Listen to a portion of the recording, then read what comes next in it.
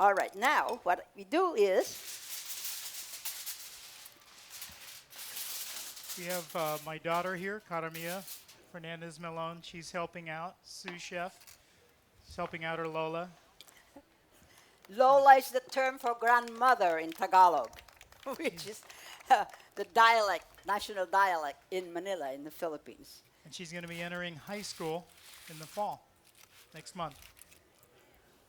So what we have here is these mussels. You can get them frozen. I bought them here, but I thought I would have to bring it from San Francisco, but I didn't have to. From uphill, it was fantastic with it. But they carry everything. Finding out now, because we moved. By the way, we moved to. I now live in San Francisco since my husband retired from Gavilan College. Anyway, you can usually buy this in a box. It comes in 2-pound boxes. Here locally, I'm finding out at the last minute, unfortunately, that was where we're delayed a few minutes in starting, is here's the mussel. Can you all see it? And here, when you buy it, it's attached. There is a mussel that attaches it to the mussel, the shell, this white stuff here. That's tough. You don't want to eat that. You can't eat it. It's very, very tough. And in San Francisco, when you buy it frozen, this already has been separated from the shell. But here I found out at the last minute, I should have checked that it wasn't. So here I was, kind of separating it, because when we give it out to taste, they're going to have a hard time separating this. And this way, they can easily they won't need a fork when you serve it. Anyway, when you have this, you just thaw it, which I did, and you put your very easy 1, 2, 3 French dressing. You just pour it on top of that, or you can do it like that. Sometimes I've done it this way,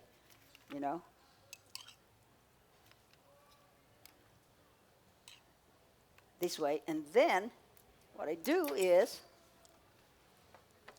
Karamia, you could help me. Why don't you do that? And dip it and just put it back on the shell. Thank you. All right. And then, you get your serving tray. And this, I decided, okay, how am I going to do this? Make it a little bit nicer. I'll have green. So I'm just going to put this, and then I'm going to go ahead, I'm just going to put that there like that.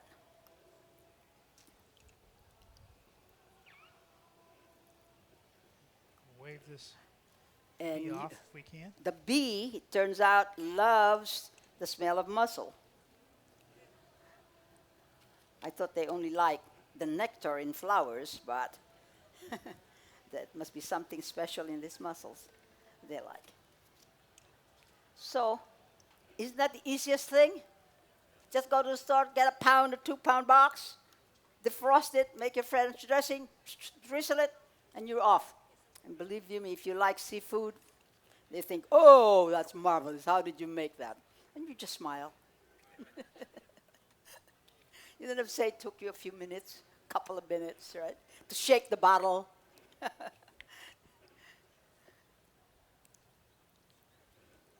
And that is how we do this.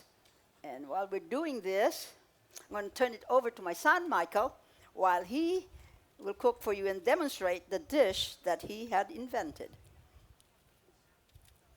Okay, Mike? Great. And I'm going to do chicken with marsala and arborio rice. And I'm going to start with the arborio rice, and while that's cooking, we'll move on to the chicken. I'm using a rice cooker. 1.5 cups of arborio rice, and however much rice you use, just double that with chicken broth. So 3 cups of chicken broth.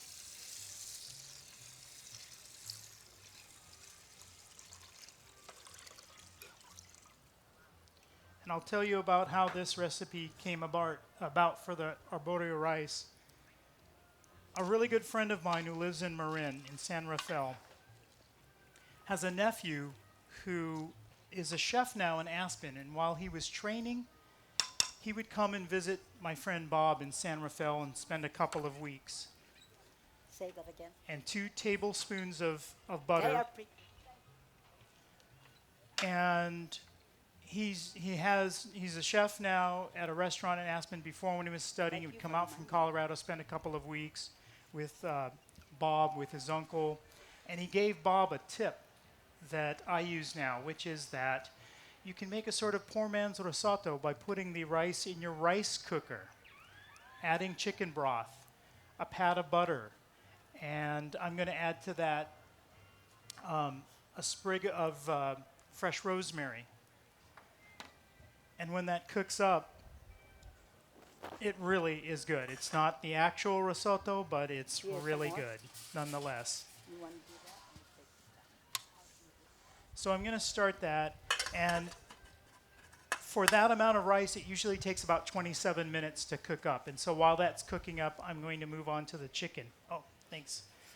And my recipe is service for 4. All of this started basically when my assignment from my wife was to cook some chicken. And I had to come up with a chicken dish, and I had the marsala wine, and I kind of always wanted to cook with marsala, so I invented this recipe. I've refined it, of course, for today, but this is basically, what I'm making today is basically what I made that evening. And it came out really well. Everyone in the family liked it, and everyone likes it every time we cook it, so that's what I'm doing today. I have 4 chicken thighs, and I'm just going to salt and pepper this to taste. And I'll get this going.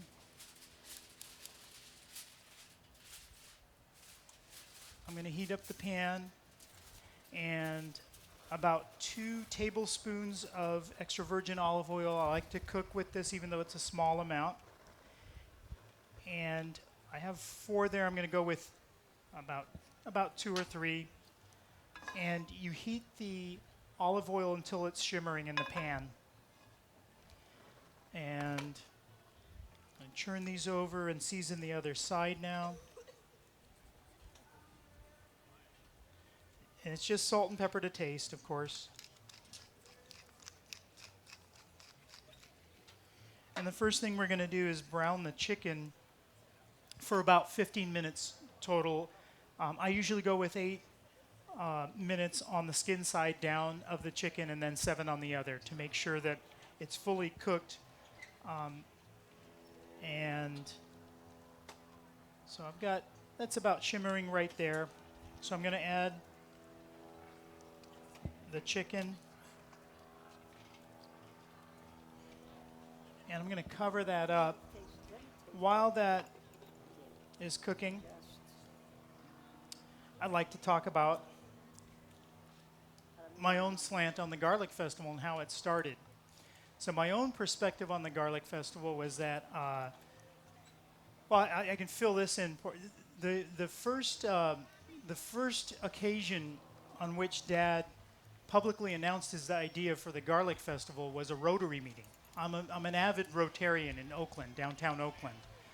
Dad was a member of the Gilroy Rotary Club, and that year, in '78, he was the program chair. He was in charge of getting speakers. He'd had this idea from that article on Arleux, France, for a while, and he introduced it at a Rotary meeting one day by basically having his good friend Val Felice, his paisan, one of the local legends, a chef, cook up a whole bunch of garlic themed or garlic flavored Italian dishes. And he introduced the whole concept at that Rotary meeting. And after that meeting, we had at our house, I came home from high school one afternoon, and Dad had an easel in the family room. and he was drawing a diagram. And I'm going to turn that down now. I'm going to heat this at high, medium high, around there. And that evening, 4 men came over. Don Christopher was definitely one of them. Gentleman from Gilroy Foods, the seed company, and I think one other gentleman. He pitched the idea to his friends. He said, if you give me $5,000 each as the capital for the first garlic festival, was it just two? I thought it was 20,000. Is that $2,000 is 2,000? Goldsmith. Goldsmith Farms was the seed. other Yeah. angel that helped start. Don Christopher, Goldsmith Farms, and Gilroy Foods gave Rudy $2,000 each. They believed in the idea that it is going to be a very good thing for the community and said, to help you start the festival, if it makes money, you can pay us back. And if not, it's okay. Which was fantastic. And of course, Rudy came home and right after the festival. He said, hon, I wrote my first check. And it was to these three, to Don Christopher, to Gilroy Foods, and Goldsmith, giving them back. They were the first to be repaid, of course. And just also to add to this, the history of this festival, one of the things he did to start it with was to write to the mayor of our Lou France, that article that I was telling you about, to ask him what was going on in their festival, what do they do, what goes on in their festival. The mayor wrote back and said, oh, of course, he was very proud, and rightly so. We have 70,000 people come. As much as 1 year, we had 70,000 people come, and we served garlic soup and sent us a mimeograph copy. Again, those old folks like me would remember the mimeograph copy. You know, now you've got, I'm not even going to mention all the things that these young people use and know about. And so it's a very simple machine that a lot of times you hand crack. Some of you are smiling, they remember that, they probably did it themselves. Of their program, one page, and sent me a 15-foot braid of garlic, French garlic. Now, our garlic is good, very good, but French and Italian garlic, I must say, they are great. You know, they're usually smaller, they're not as nice looking as our garlic, as our Christopher garlic, big and white and very nice. They're smaller, usually with a pinkish tinge to it. 15 feet. What am I going to do with 15 feet of garlic? And I said, you know, that's like sending coal to Newcastle, all right? We are the garlic capital of the world, and you're sending me garlic. So it started my garage and stunk my garage for weeks. Who am I going to go to among my friends here? Everybody has garlic around here. So anyway, that was the start of the garlic festival. So after the first festival, which was held at Bluefield Ranch, wasn't held here in Gilroy. They, of course, printed tickets, but some of the people who believed and supported Rudy in establishing this festival didn't quite think that they were going to attract as many people, so they did not print. They were enough. some more, and some of them were more even more blunt than that. Well, yes. One of his good friends, Bob Tyre, loved to tell a story about how he said, he liked to tell us, Rudy, you're an idiot. This is never going to work. People are never going to come to Gilroy to eat garlic. This is not going to work. That's how rogue some people were. Anyway, he loved to tell that story, of course, later on. Anyway, so then when after the festival, Rudy sent back nice program that we have, a cup with a Gilroy Garlic Festival logo on it. Our program, which was very nice, colored, printed, very nicely done. An apron, Gilroy Garlic Festival. What else? A towel, kitchen towel, some of the things that the festival had. We never heard from the mayor of our Lou France after that. But of course, from the first festival, where they had to resell the tickets. People come in, they give their tickets, then they gather the tickets, go back to the booths again and sell it there was because going to be a lot they of did not people print come. enough tickets. There were a lot of people who came. And then the next year, they held it here, again, asking friends, who are responsible for the festival, so it can be held here. Bob Ayers was the head of the park and department, and he said, okay, And Rudy said, well, we'll do some of these things for the park if you let us hold a festival there. So ever since that time, we've had it here. And they've had, about 135,000 come to this festival in 3 years. So, but the first year we had more than 70. And as I said, I really should find out whether our Louvre friends still have the Garlic Festival. And we are on our 35th this year. But the success of this festival is really based upon the efforts of these thousands of volunteers and of you coming back. And a lot come back. And what is also fascinating, the fathers, our mothers come the first time. Then later on, as the years go by, then the children come. I'm seeing the third generation now come to the festival and volunteering. Now those little kids, you see they're picking trash, whatever they're doing. Now they're in college. Some of them are married. And they've got babies. I know that next generation is coming, be picking up trash in a few more years. So it's really is a great thing for the community based because of you. You come back, and I'm glad you enjoy it. And please, by one desire, enjoy yourselves and come back again. Okay? I'll turn it back to my son.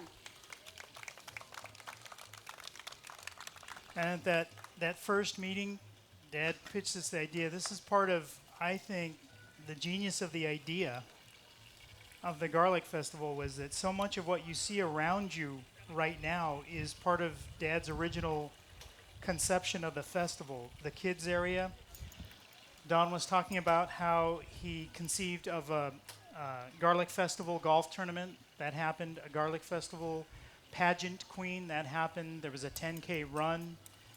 And just a lot of that happens now. It's just expanded. As this is cooking on one side, I peeled some garlic, 6 cloves, and I'm just flattening it. And I'm not going to mince it, just chop it. And of course, a lot of the flavor comes out. The smaller the garlic gets, a lot more the flavor comes out. But I just want to chop it. And I'm going to take one onion, peel it, and chop that as well.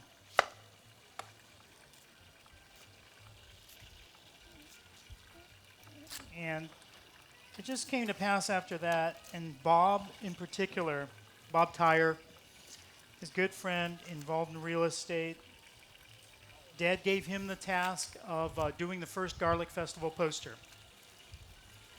Bob didn't think there was going to be more than one Garlic Festival, so he didn't put first annual on that original poster. It just says Garlic Festival. That's how you can tell if you are looking at an original Garlic Festival poster. I have one in my house, and it's just great to look at. I'm going to put that all aside now. It's about 9 minutes in. I'm going to churn the chicken. No, I don't want it to chop. Started skin side down, and now you can see it's been brown.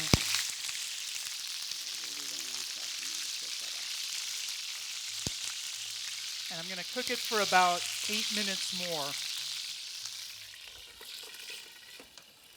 And I've got my chopped garlic, and I'm going to chop an onion.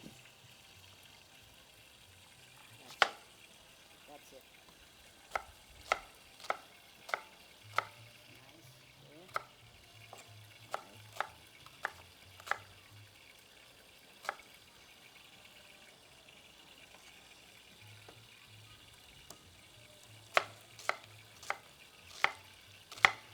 The other thing that I think is really cool about the Garlic Festival is it kind of emphasizes the role of food, at least in my upbringing. You know, there was that book, Everything I Learned, I Learned in Kindergarten. I like to paraphrase that, because everything I learned, a lot of what I learned about life, I learned around the dinner table. basically around dinner, around food. We had chores when we were in high school, my brothers and I. I have two brothers. One of them always had to make the salad. One of us had to be the sous chef for my mother, help her make whatever dinner was being made that night. And one had to set the table and usually clean the table. And when dinner time would come around, Dad, who was, he was a college president, he was also a professor, he started as a teacher. That was the kind of the family business, right? Mom was teaching in college administration.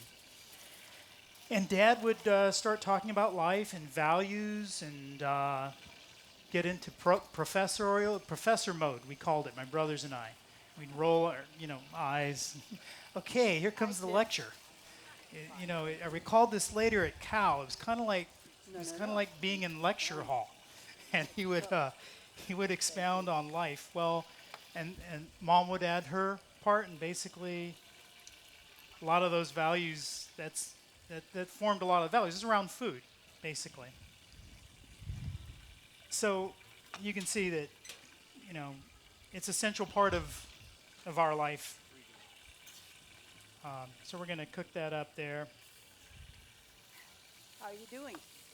So I've got an onion chopped and 6 cloves of garlic chopped, peel chopped. Good. And I'm going to get the portobello mushroom ready now. In the recipe, I call for portobellini mushrooms. If you can't find those, obviously, you could use your favorite mushroom. And I just happen to like portobellini. Here's one lesson that wasn't quite picked up. You clean after you, That's true. right? I've got to clean that off there. You teach your kids, right?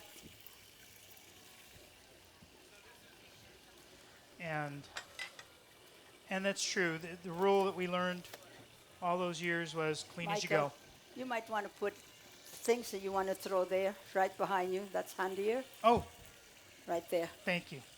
Great. One of the things I forgot to mention when I was doing the dressing is you can add, besides the oil, vinegar, salt and pepper, mustard, you can add any kind of herb that you like.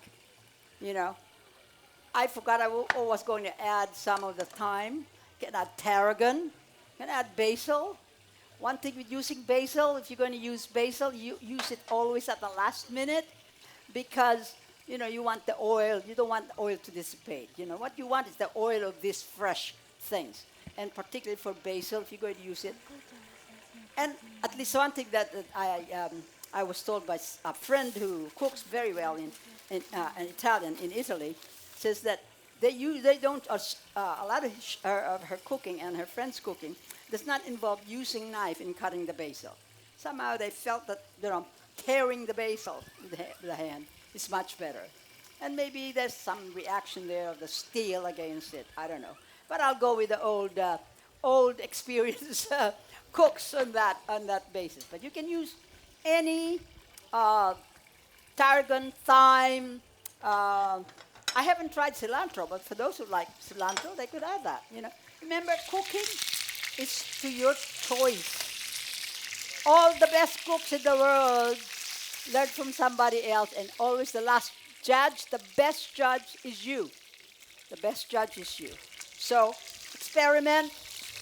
Do what you want. If you like it, if you want to put a touch of sugar, a touch more pepper, and want to use this kind of pepper instead of that, you want to use chili pepper, go ahead, if that's what you like, right? And that's the pleasure to me of cooking. It gives me a creative outlet because I can do what I want to do. And the fact is, if I don't like it, okay, I made a mistake. And who's going to suffer? My taste. I'll do it better next time. Well, when I'm cooking for my family, then my mistakes, my family suffers, doesn't do. But I can't say anything, because if they want to say anything, they can do the cooking. That's my thing. You complain, you do it, right? That's my motto. Okay, Nobody can complain. Oh, go ahead, Mom. All right. Okay, I'm going to deglaze now. I poured off I poured off all of the juices and all of the fat, and I'll explain why in a second.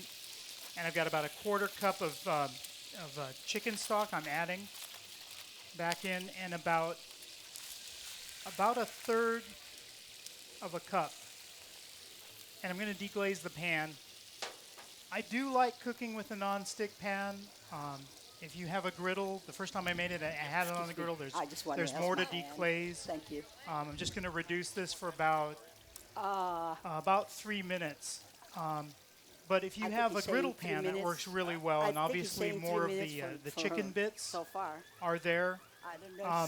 Some people would prefer not to pour off all of the juices and try and separate the fat out and keep those juices from the chicken. And my reasoning on this is that I'm taking out the juices and obviously almost all of the fat that we just rendered, and I'm adding back chicken broth, which is chicken juice. And when you add that back, you have your juice back, but you also have zero fat. And it's, I think nutritionally about the same as skimming off all the fat from the juices. So I'm going to reduce that a little bit more. How much are you going to reduce that, Micah? But just about 3 minutes. And then I'm going to add the rest of the Marsala wine. And we're going to add back the onion, the garlic, and then the mushrooms. The way I was taught by my mother was, of course, it's a classic way to start is to brown the garlic, wait till that's slightly brown, add the onions, and then add the things that are going to cook longer to take. You just add it in the order that they About 5 minutes to go. okay. All right. So let's now add my chopped onion.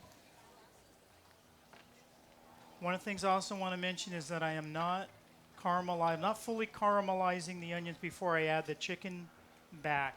But by the time everything is cooked, the onion is fully caramelized. Okay.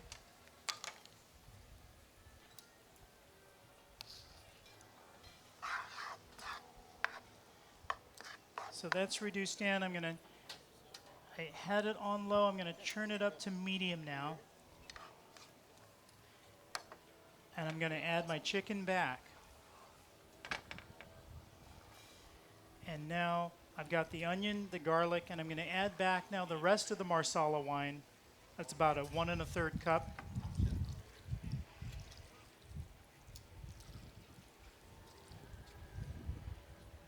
And I want to cook that on medium to medium and a half for about 7 minutes. You want to cover? Thanks. Yeah, I'm going to recover that.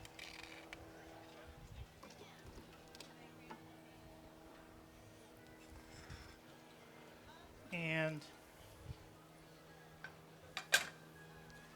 And how long do you want that to cook? about 7 minutes more, and then I'm going to add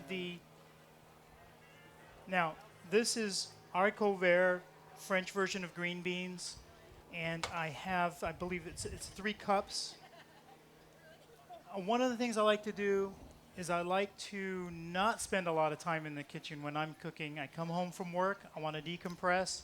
If I have to cook, I'm going to make something fairly simple and fairly quick. And so I'm using frozen haricot vert. It's great, a little bit sweeter, obviously thinner than American green beans, and they just go really well.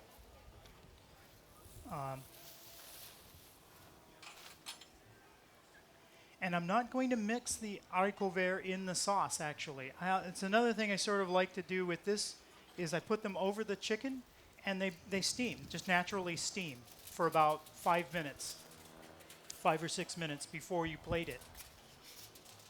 No, it doesn't have to. Yeah. One of the things that we learned from our parents, especially my mother, was clean as you go. So I'm going to try and clean this surface a little bit.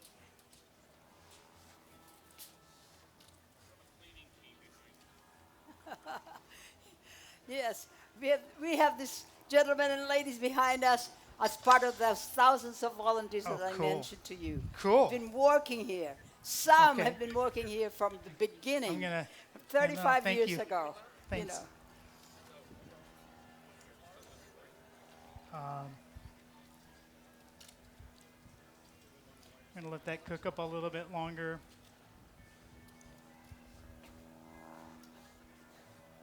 And the other thing I wanted to get into, Mom, was what were some of those values?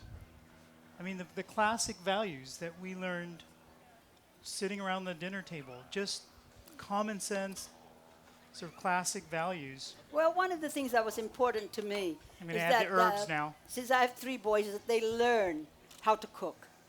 And so I worked. So when I get home from work, I just kick off my shoes. I really don't even have time to change my clothes. My husband said, "Why, hon? Take some time, sit down or change your clothes." I said, "I don't have time." But because by the time I'm done cooking, I know the boys and my husband are hungry.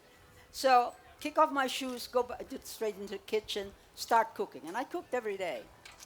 And then, at dinner time, that's when, everybody's together. And, that's when what happened in school. And they make the report on what happened in school. And my husband would raise such questions as, if the tree fell in the forest, the question. Does it make a sound? And so, discussion arises, right? Yeah, of course, it falls, it'll make a sound, and somebody, of course not. Because with the sound, what do you need? You have to have somebody to hear it, right? And there's a sound. Anyway, such discussions that make them think what happened, what was in the newspaper today, what was the important thing that happened today, why do you think this and that, why do you think the president said that or that said it, or do you agree? And what I want to encourage is to use their mind and disagree with me. And a lot of times I take the utmost outrageous position because I want them to tell me, I'll make some horrible, stupid general statement like, "Oh, such people are such and such." And I'm waiting for Garlic somebody to lovers, come up get and tell ready me, to- "No, I remember Mom, the classics. So, but you've if got a to tell tree me falls why." in the forest, does it make a sound? That was one of the questions that Dad would ask. And that's when they were that's very one of young. the reasons, basically, that I am a lawyer. Is those family discussions kind of prepared me for the logic exercises, if you will, of law school.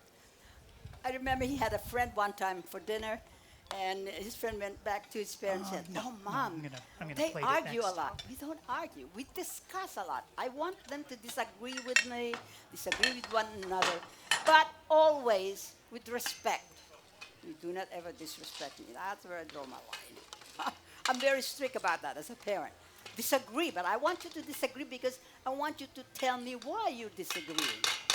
And if you can prove your position is better or whatever, maybe not better, but just different, that's great. That is acceptable to be different. So that's one of the things that we did. One of my rules when it concerns food is when we sit down to eat, nobody can say to me, "I don't like that." That is not acceptable in my household. You have to taste it.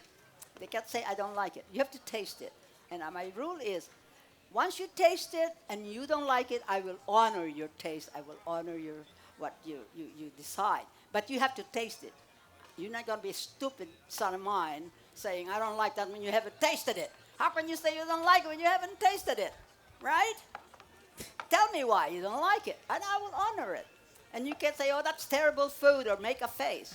You may not like it, but you have no right to make me lose my appetite by making a face.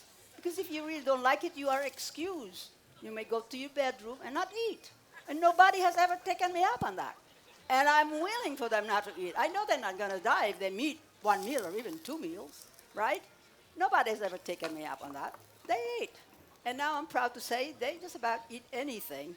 They're open, in other words. That openness to different kinds of food is very important to me. Somehow in my mind, rightly or wrongly, I see it related to openness to people, to different things, to different culture, to different whatever, to different dress, to different color, whatever. I don't have to like it, but I will respect our difference, you know? And I expect you to give me that same respect. And that was important for me to teach my children.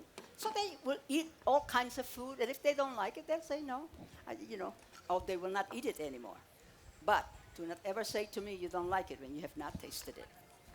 Try that sometime, It's fun to taste. When I travel, I always look for things that I have not tasted, because if I want to eat the same food, I might as well stay home, right? I travel to taste different things, to see different ways of doing things, and one of the things most educational about traveling is finding out how people from different countries do the same thing that we do here. They do it differently, and they come up with the same solution. It all ends up the same, And I thought, wow, for millions of thousands of years, they've been doing it differently from the way we were doing it for just a couple of hundred years in America, our history here, just a couple of hundred years. And that is so broadening to me, very broadening to me to see that. So, just some of the things that I like to share with the way I raise my children. So, And Michael, you have something? that carried over to the fact that one of my brothers, Phil, was an exchange student in France for a year. Oh, The that's oldest, what I John, was an exchange student in Germany Nice. for a year, and they came back and had that perspective. Right. I didn't go overseas, but Right. I Well, was yeah. a page in the Senate. Dad helped Right, arrange that's that right. in the U.S. Senate for about 5 or 6 months, and that really formed a lot of my political values, and also made me decide I did not ever want to actually run for national political office. But that was part of the perspective. Right. When he was growing up, well, one of the things I asked my sons is, I said, I will send you to Europe for a year, but you have to study the language of that country. I can select whatever country. So one selected Germany because he was interested. He read that Germany had a good science background in high school. So he said, I want to go to Germany. Fine. So he went to Germany. I had a girlfriend of German background, an American, and he said, where are you sending John? Where's John going? I said, well, he selected Hamburg. First, I didn't know because I left it up to him where to go. And I said, where are you sending John? I said, I don't know. He select. He can This go is wherever good. he wants. I'll put And these here. make sure, she told me, he does not go to the southern part of Germany. I said, why not? Well, her family happens to have come from the northern part of Germany. And this is another interesting thing I found about my travel. In just about every country I've been to, including the Philippines, by the way, people from the north tend to look down from people in the south. But as my husband said, a lot of countries, particularly in Europe, they border one another. And he was talking to somebody in Italy one time, but don't they realize, people realize, that you're from the north, you the south from another country, and so just, the way people think, right? Interesting, human beings we are. Anyway, so one went to Germany to study, and then he came back, and the one said, oh, okay, I'll go to France, so that was Philip. And Michael, he said, Mom, I don't want to go to Europe. He says, I want to go to Washington, be a page, because he has always been interested in politics. He's been president. I was really heavily involved in high school. Class, and all that sort of thing. Well, with all respect to politicians, dearly love them because I think they, do a lot of good things. What would the country be without politicians, right? And some of you will say, well, how much better we are without the politicians. Okay, that's one side of it. But I have one side of my family are politicians, and to be a successful politician, you have to compromise. And I have a different word for compromising. I'm a little bit more stubborn. I know I'll never be a politician. So really inside me, I don't want any of my children to go into politics. And so when he came back and he saw firsthand how it is in Washington working with the senators and, Kennedy and all of that, and he saw them. And he came back and said, Mom, I've decided not to be a politician. Hooray. That's my bias, right? But so, we all have our likes and dislikes and our biases. And just I want to make sure that my bias that I consider to be a little bit better than maybe some of my other biases. I'm not free of all biases. I include and make sure that my children know about it, understand about it. Important values of kindness, loyalty, integrity, right? Honesty. Simple, basic things that we all like, right? And who's going to teach them? They start from you. They start in your families. We are the ones who teach them. Don't leave it up to the teachers. Don't leave it up to anybody. We do it. We have to do it. Oh, here's my other son. John, turn around while you're here. There's my eldest. There's I just John. wanted to do my eldest. How are you doing, Michael? Okay, I'm going to plate this now. Rice is about done, a little bit moist. And now Some people like the rice more moist. Yeah, Some I like people moist. don't. Okay. That to me is too moist. But this is his dish. Yeah. That's the way he wants it. And start with the rice, and got a little bit of the herbs in there. That's great.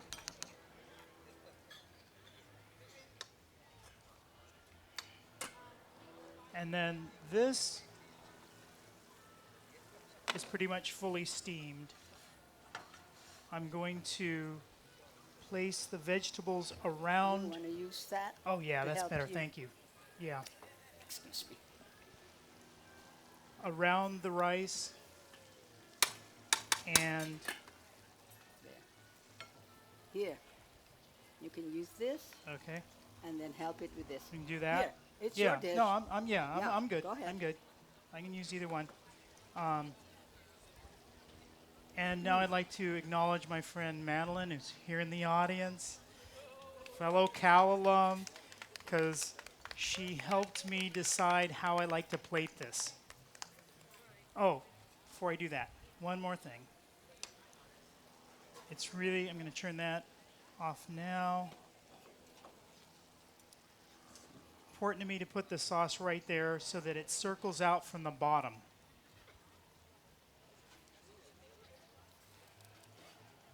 And so I have the steamed haricot vert around the rice, and then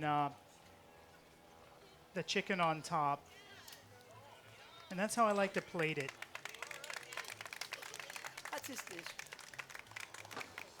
And that's the chicken with marsala sauce, and the arborio rice. And then I add a little more sauce on top for sure. Well, thank you very much, Michael. Thank you so much. That was good. Thank you. Thank you very much. Enjoy your day. Let's have a big hand for the Malones. Any questions from the audience for them? Please raise your hand if you have any questions. I think we have a question right here, Gloria. Yes, what's your question, young man? Help me, I can't